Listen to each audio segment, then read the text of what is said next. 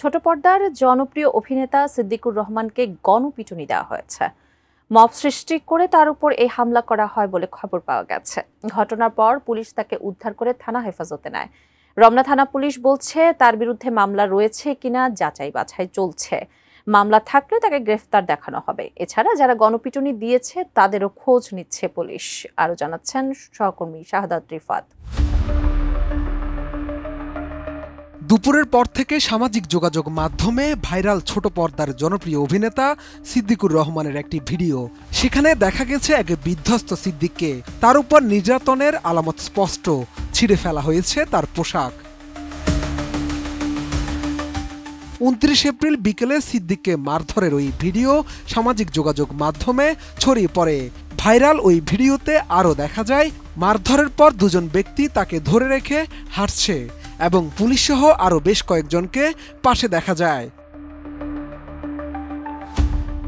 ভিডিওতে অভিনেতা সিদ্দিকের বাম হাত ধরে থাকা একজন ব্যক্তি বলছিলেন, বৈষম্য বিরোধী আন্দোলনে বিরোধিতা করেছিলেন এই সিদ্দিক। ছাত্রদের বুকে সরাসরি গুলির নির্দেশ দিয়েছিলেন তিনি।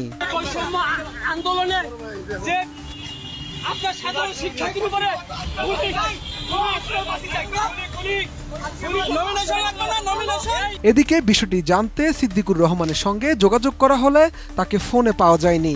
এমনকি তার ঘনিষ্ঠরাও এই বিষয়ে কিছু বলতে পারছেন না। তবে সিদ্দিকের ভিডিওটি নিয়ে সোশ্যাল মিডিয়ায় বেশ আলোচনা সমালোচনা চলছে।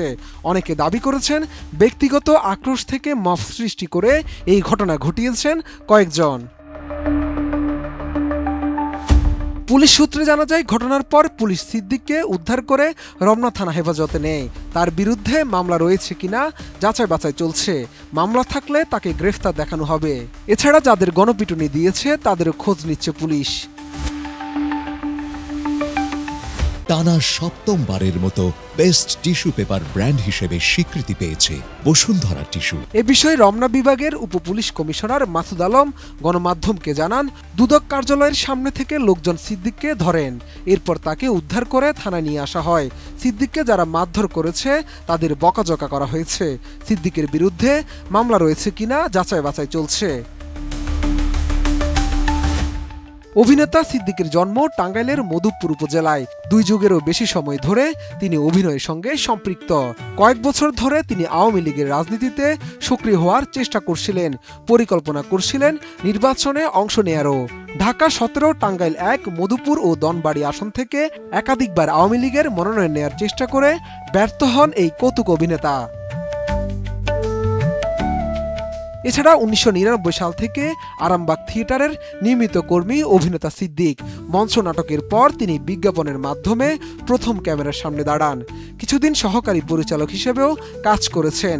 2005 সালে দীপঙ্কর দীপনের রুদ্র ও রোদেলার কাব্য নাটকে কাউয়া সিদ্দিক চরিত্র দিয়ে প্রথম নাটকে নাম লেখান তিনি। কবি বলেছেন, নাটকে অভিনয় করে দর্শকদের নজর কাড়েন।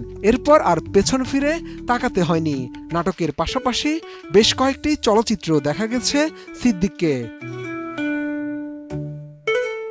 শাহাদাত রিফাত, ATN নিউজ, ঢাকা।